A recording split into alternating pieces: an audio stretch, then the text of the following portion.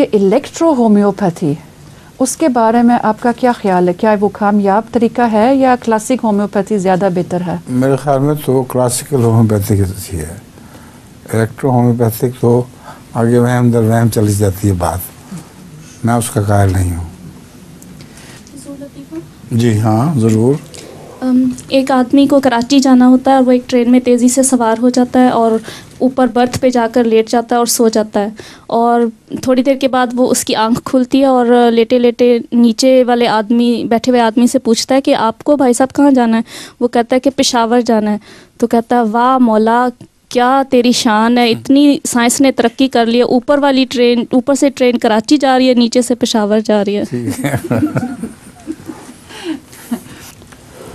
वो double decker bus का भी है किस्सा। तो दोस्त डबल डेकर बस पे चढ़ गया, तो एक ऊपर चढ़ गया, एक नीचे बैठा था। जो ऊपर गया था थोड़ी देर के बाद बड़ा सख्त घबरा के नीचे उतर आया। तो उसके भाई ने, दोस्त ने पूछा कि क्या वजह है, तुम नीचे क्यों इतना घबरा के उतरे हो? उसने कहा ऊपर ड्राइवर ही कोई नहीं।